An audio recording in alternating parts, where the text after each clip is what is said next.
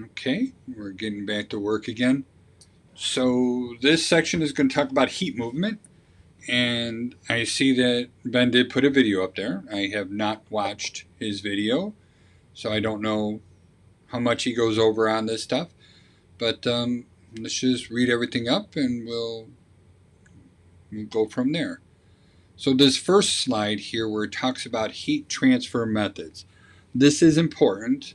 And this is something you're going to want to write down, commit to memory, do what you can to print that.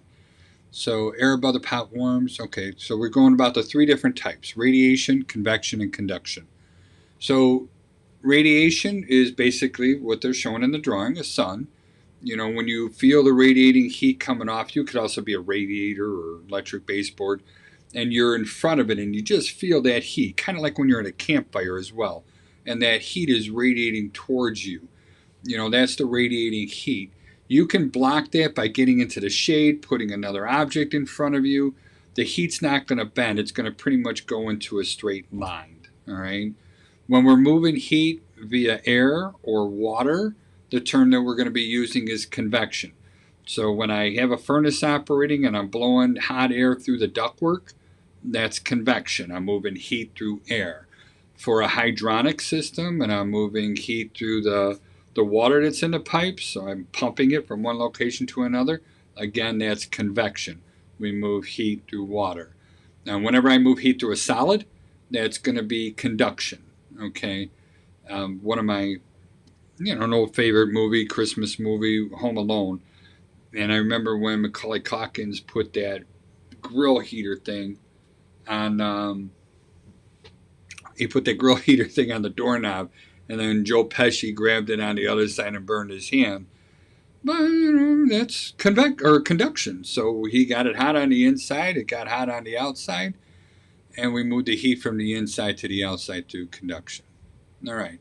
Heat, energy, and insulation are all related to each other. That is true. As inspectors, we should understand how heat moves around the inside of a home and how insulation can control that movement. That is also true. One important reason we need to understand how heat moves is because warm air can carry moisture, and warm, moist air needs to be controlled in relation to a building envelope. Now, when we talk about the building envelope, I think that's a good thing to understand. We're talking about where the insulation around the house is. So what part, another term is called conditioned space, all right? Which area are we trying to cool, or which area are we trying to heat? That's going to be our conditioned space. So if we have our insulation in the attic and it's on the floor, then the attic is not part of the conditioned space. In my home, what we decided to do was insulate the rafters, and we made our attic part of the conditioned space. You're going to see a lot of changes that has happened in the past, and it's going to be happening in the future with crawl spaces. It's been very common that we started bringing the crawl space into the conditioned spaces. It used to be we would put the insulation in the floor cavity above the crawl space, and then we would ventilate the crawl spaces. That science is kind of gone. What we're doing now is putting the insulation around the perimeter of the crawl space, and we're actually heating the crawl space and putting vapor barriers. I think you're going to start seeing that happening up in the attics as well. Just Charlie's prediction. All right. All right. Uncontrolled moving warm air and moisture could cause lots of problems. That's true. Another reason to learn about heat is that insulation provides resistance to the flow of heat. True. And the more insulation there is, the less energy is needed to heat or cool the house. That's true. We keep the area conditioned where we want to condition it. I kind of ignored these wood floors, and they didn't document what these are from.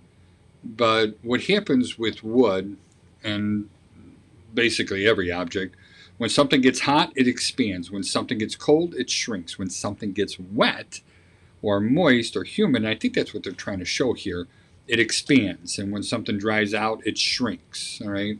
So if I have bypasses coming from the attic and I got heat rising up through openings, and that heat is bringing moisture with it, that moisture gets into this wood flooring, it's going to try to expand and it can't, so it ends up buckling. And that's what we're seeing here is the outcome. Usually it's either going to be water dripping on the floor or saturating it from a leak, or you're going to have high humidities from below. All right. So controlling it, that's where the vent is, getting the air to go where you want it to go. That's going to be our key. Heat needs to be controlled where the occupants of the home, or to keep the occupants of the home comfortable. When a home is well insulated, your client will save energy costs. True. After learning the information provided in the next few sections about heat, moisture, air, and insulation, you'll be able to perform an inspection armed with the knowledge of what's needed to gain greater energy efficiency and speak authoritatively to your clients about how well the building envelope is functioning towards that goal. And we do a lot of that. You're going to figure out sooner or later that you're going to end up being an educator or a teacher of this stuff. And you're going to be sharing the information that's in your noggin with your client, and that's basically what a consultant is. All right. So here's a teapot. What they're showing is the 3 different types of heat movement coming in here. Our radiation, our convection, our conduction. Okay. Let's talk heat. Move it. When bodies of unequal temperature are near each other, heat leaves one body and goes to another. Okay. Heat moves from the hotter to colder, and the colder body absorbs the heat. That's true. Heat doesn't ever really disappear. It just moves from one location to another location, so it changes. And I think that's the point that they're trying to get here. So, for example, I got a cup of water with ice in it, all right? As long as I have ice and water in there, and I'm in a room that's about 70 degrees, that ice water is going to be absorbing the heat that's inside that room. All right, and as it does that, it's going to try and raise the temperature, but first it has to melt the ice and change state. We'll get into that on another different ways. But the heat in the room is going into the colder object is the point they're trying to make. So radiation, sunlight, straight waves. In this case, they're putting it over the fire, but with the air movement, it's actually radiation and convection that's in there. Conduction through a solid, convection, air, or water. All right. Radiation, electromagnetic wave motion, heat is transferred into the direct rays. Just realize you can block those rays. All right. I'm trying to make it simpler. I mean, everything they're saying here is 100% correct, but keep it simple. All right. So as you feel the rays coming off of a hot object, just like the sun is hitting your skin, that's radiation. You put a object in between you and the sun, you're blocking it.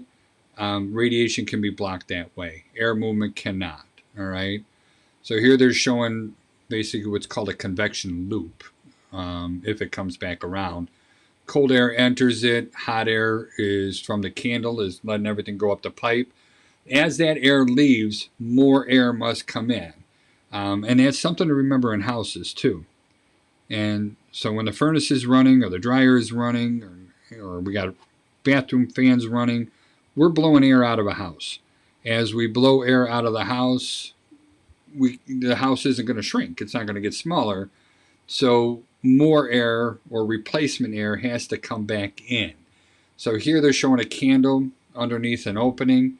It causes that hot air to rise up. As that does, it starts pulling other air back in, and that's how we get that convection movement. So if you feel cool in a room that has has a cold floor, walls, and ceiling, the amount of loss from your body in that room depends on the relative temperature of the objects that's in the room. The colder the floor relative to the temperature of your feet, the greater the heat loss from your body as you continue to stand there. If the floor, walls, and ceilings of that room are relatively warmer than your body, then heat will be radiated to your body from those objects or surfaces. So your body is 98.8 degrees when we're healthy. So if I'm in an environment, even if it's 70, 75 degrees, heat will be leaving my body into the room, all right? However, our body is also a generator, all right? It's going to keep generating more and more heat. So we don't feel cold until we're losing more heat than we're able to generate, All right. So that's why we start putting insulation such as jackets and wraps and stuff like that around us. So when you step in a cold room, you can immediately feel the heat energy leaving your body. Use all your senses as an inspector when moving about the house. Just entering a space with your body can give you some clues about the insulation and heat movement, and even moisture and humidity levels. Some inspectors can provide a good estimate of the temperature in an attic space simply by entering it. Keep aware of your surroundings while moving about the interior of the house. And more so, not all ductwork, not all radiators are going to be producing the same amount of heat for every room. And if we find that one room is colder than another, then we should try to investigate a little bit more. Again, quick ways, thermal imagers, aiming them at the ductwork when the furnace is running, or at least the registers when the furnace is running. Great way to see if we're at least getting airflow into that room.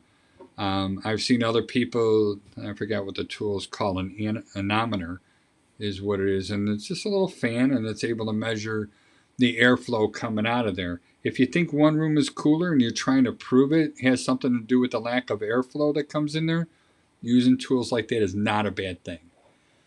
So radiant heat emits in all directions. That's true, radiant heating, but you can aim it in one direction. You can put a reflective barrier on one side so it'll bounce off of that and then go forward. Radiant heating in a residential building includes the piping, electrical wiring in the floors, walls, ceilings. Reflective materials are commonly used in radiant heat emitting systems in order to direct or aim where the heat is emitted. I should have read that first, sorry.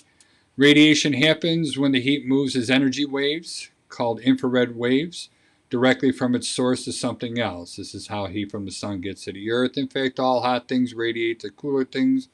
We're getting a little repetitive there.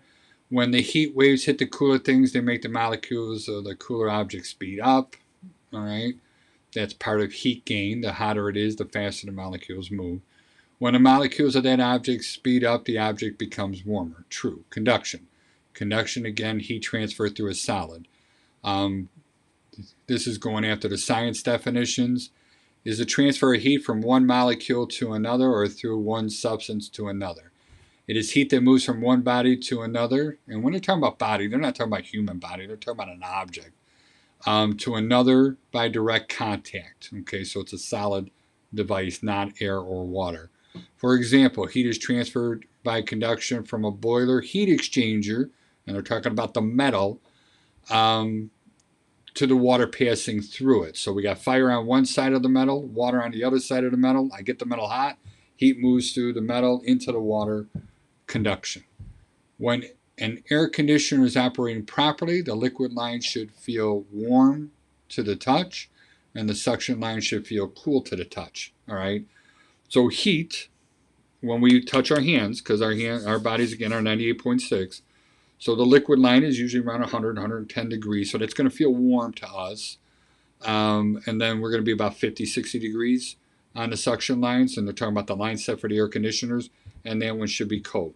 So the liquid or the gas inside the suction line is going to be cold when we see it, and that's going to make the metal cold. And when the heat travels through the solid, which is the metal, that's our conduction heat transfer.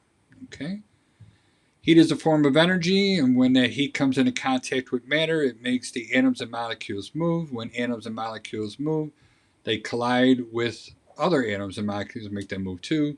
This movement transfers heat through matter, so conduction to a solid. We demonstrate this using the ceramic coffee cup up above. The coffee inside is hot. The cup itself is the solid. We touch it, we feel the heat coming off of us. Here they got their hands away from it a little bit, so the heat is actually radiating off of it, and then we feel that radiation. Convection, again, movement of heat through air or liquid. All right. Convection is understood by most people by the phrase heat rises, hot air goes up. Okay. Convection is a transfer of heat by warming the air next to the hot surface and then moving that warm air. It's the transfer of heat by the motion of the heated matter itself. The air moves from one place to another, carrying the heat along with it. Since warm air is lighter and and cool air around it, the warm air or heat rises. So I like that analogy here with the balloon. So we fill that up with hot air, we control it or contain it inside that balloon. Since that's warmer than the air around it, it's going to be lighter because the molecules are spread out. I got it. And everything moves up there. That's a good analogy. I like that a lot. Warm fluid tends to rise as well, so we're going to see that, especially when we're talking about water heaters and such. We're going to lose our heat. It's going to be at the bottom, so that's where the fire is, and we want to add the heat to that area as well. So anything that's cold is going to drop. Anything that's hot is going to rise. The rising and falling of motion tends to form loops. I do want you to remember this convective loop phrase on here, so please write that down. Or convection loop, it's also the same thing. So anytime that the hot air goes up and the cool air falls, hot air goes up, cool air falls, that's creating our convection loop. So if I have a radiator on an outside wall, hot air is going to take on that radiator, it's going to go up, go across the ceiling, get cooled down, come back down again, run along the floor, and it's going to actually start creating an air loop in there. Not fast enough where we'll feel it, but it does happen. So early warm air furnaces were called gravity furnaces. You might have heard the term octopus when it comes with it, but gravity furnace is the correct name. And they operated on the principle of convection or convective loops. In a gravity system, the warm air rises, cool air falls, and this is how the gravity warm air system circulates. Yeah, they didn't have any fans. They didn't have any, or blower fans. They didn't have any filters in them. The air moved very slow. Hot air rises, cold air falls, but they worked and they kept it. And you'll still run into those today. They're going to be on older homes and they just don't fail. Those heat exchangers are about an inch thick. They're ridiculously strong. So when a certain amount of air is heated up, it expands to take up more space. Okay. In other words, hot air is less dense than cold air, which makes it lighter, so hot air rises. Any substance that is less dense than fluid, gas or liquid of its surrounding will float. So the hotter liquid will be on top of the colder liquid. That's normal. Hot air floats on cold air because it's less dense, just as a piece of wood floats because it's less dense on water. Gotcha. Warm air is often described as weighing less than cold air. Okay.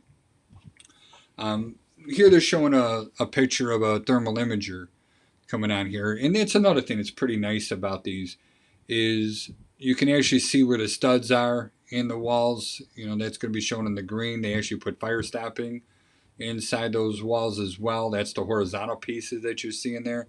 The different appliances are going to hold more heat as well, so they're going to show a little bit hotter, and depending on how you have these things set is what the colors are going to be on them. They're pretty amazing tools. When we show an example of these things and we show our clients how sensitive they are, we'll put our hand on a wall for about a second, and then we'll take our hand away, and we'll shine or aim the thermal imager at it, and you can see the handprint, the amount of heat that left my hand and stayed on that wall, and before it's being assumed into the room, you can actually still see the heat that's left in that one spot. So thermal imagers, again, are great tools. Warm air rises, cool air falls. Weight per unit volume air decreases as temperature increases, and conversely, weight per volume of air increases while temperature decreases. Inside a wall cavity, there can be convection loops. We don't want this, okay, but this is important. Inside a wall cavity, there can be a convective loop where cool air and warm air are moving around inside the wall cavity. If warm, moist air comes in contact with the cold surface, that wall assembly will cause or start to condensate, or then condensation from the inside wall, and that's not good, and that's true. All right. So the whole purpose, air, this is a little bit confusing, I guess. Air is our best friend when it comes to insulation, and it's also our worst enemy. Okay. So moving air causes a lot of heat transfer. All right. Convection. Moving heat by air or water. So moving air causes heat transfer and heat loss. Stagnant air does not. All right. If we can stop that convection loop or that air movement in there, then we're going to go ahead and make it better insulated. And really, that's all insulation is. A lot of people don't realize that. You take the insulation and you make a whole bunch of tiny little air bubbles inside there so that they're so small that you're not going to create that convection loop. And as long as you're not creating a convection loop because these air bubbles are so small, now that air becomes an insulator, all right? And air is the best insulation that we can have. And all types, like the fiberglass, the condensed bats, even the foam, what they're really trying to do is make a whole bunch of small little pockets of air that won't move around. And we stop that air moving. That's our main purpose for the insulation. Let's move along here. As another example, an old gravity furnace heats up the air gets lighter, rises out of the heating system, cooler air enters the system, displaces the warm rising air, goes through the pipes, and that creates our convection loop. I'm going to skip over this one a little bit because it is a little bit repetitive.